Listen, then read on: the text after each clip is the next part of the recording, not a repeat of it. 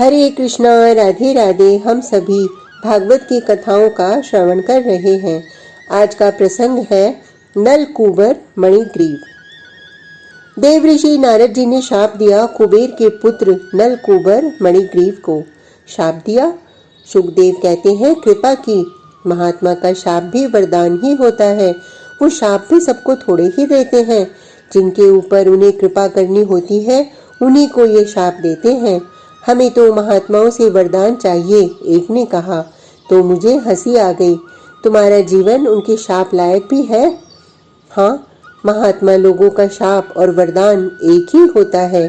बाहर से देखने में भेद अवश्य हो कि ये शाप है और ये वरदान है, लेकिन उद्देश्य दोनों का हित ही है।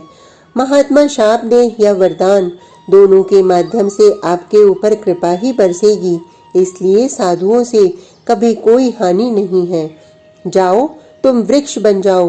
कुबेर धनी के ये पुत्र हैं, उन्हीं को शाप दिया था नारद जी ने। क्या अपराध किया इन्होंने जो नारद जी को शाप देना पड़ा?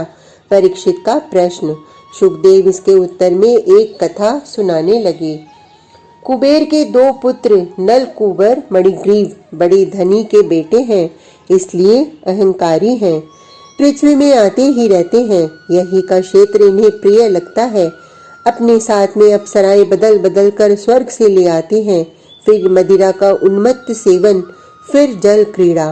ये दोनों कुबेर के पुत्र महारुद्र के अनुयायी भी हैं, इसलिए शिव स्थान हिमालय इन्हें अत्यंत प्रिय है।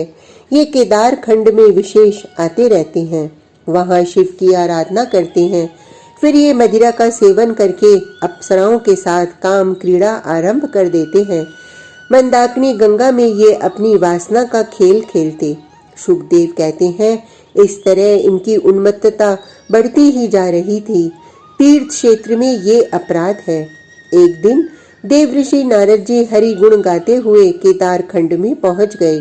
मंदाकिनी गंगा में आचमन किया और वहीं बैठ गए। तभी मंदाकिनी में खिलखिलाने की आवाज गूंजने लगी। जल उलीचते हुए नग्न कुबेर के पुत्रों को नारद जी ने देख लिया। अप्सराएं भी नग्न थी और ये दोनों भी। अप्सराएं तो शर्माकर वस्त्रों को पहनने लगी। सामने नारद जी बैठे हैं। व्यंग में मुस्कुराए नारद जी। ओह, कुबेर महाराज के पुत्र नलकूबर मणिग्रीव अहंकार में बोले, आपका यहाँ क्या काम? आप तो महात्मा हो, यहाँ क्यों आए? बोलते समय जुबान लड़खड़ा रही थी। नारद जी समझ गए, अब उठकर खड़े हो गए। तुम लोगों ने मदिरा का सेवन किया है? हाँ, किया है। ये बात फिर अहंकार में बोले कुबेर के पुत्र। अब नारद जी की बारी थी हंसने की।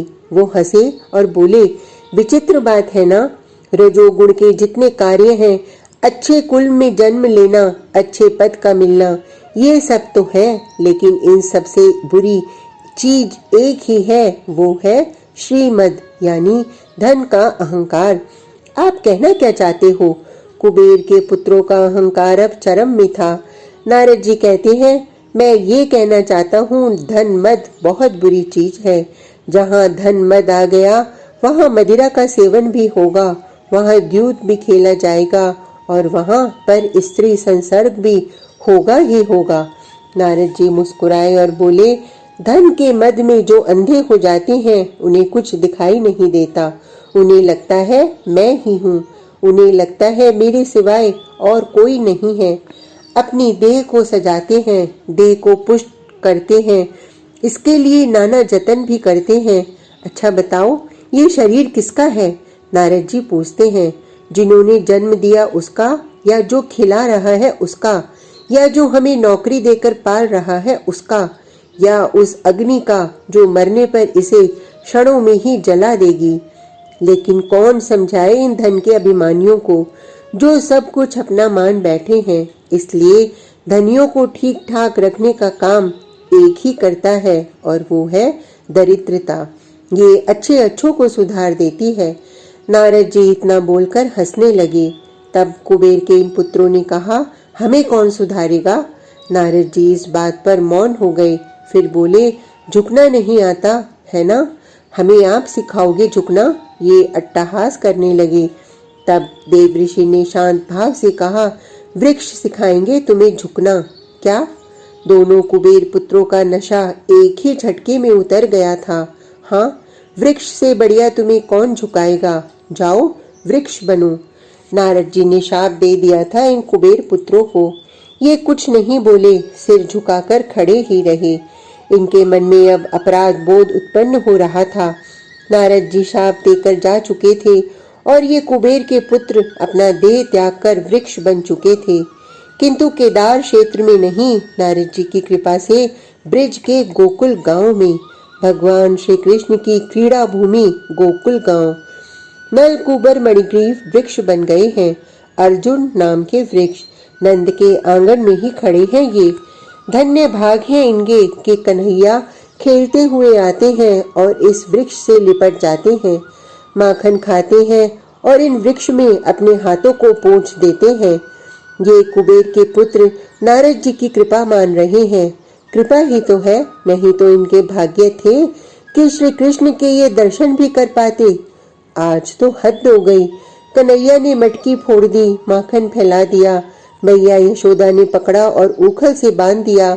बांधकर मैया तो गई, लेकिन कन्हैया ऊखल को घसीटते हुए जब इन वृक्षों के पास आए और स्वयं बीच से जाने लगे, ऊखल नहीं निकला तो झटका दिया। बस वो दोनों विशाल वृक्ष उखड़ गए थे जड़ सहित। हे नाथ, हमें कुछ नहीं चाहिए, बस आपके दिव्य अप्राकृत शरीर का ध्यान हम करते रहें। कुबेर के पुत्र बोले। मेरा शरीर? कन्हैया हंसे। तो कुबेर के पुत्रों ने कहा, आपका शरीर?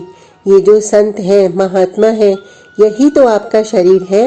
हे नाथ, नारद जी ने कृपा की जो हमें आपके दर्शन हुए। अब हम आपकी भक्ति करते हुए आपको ही चारों ओर देखते रहें, यही चाहते हैं हम। कुबेर के पुत्र यही कहते हुए अपने लोक में चले गए थे। सुखदेव कहते हैं, जाते जाते नल कुबर मणिग्रीव एक बात बोलते गए कि नाथ, आप ऐसे ही गुणशाली बने रहना। नाग भौं से कोड़ते हुए बोले, निर्गुण मत बनना, ऐसा ही सुंदर छैला बने रहना। नल कुबर मणिग्रीव अपने लोक में चले गए और वहां श्री कृष्ण लीला का गान करते हुए भक्ति रस में डूब जाते हैं। आज का प्रसंग इतना ही। कल तक के लिए हरे कृष्णा, राधे राधे।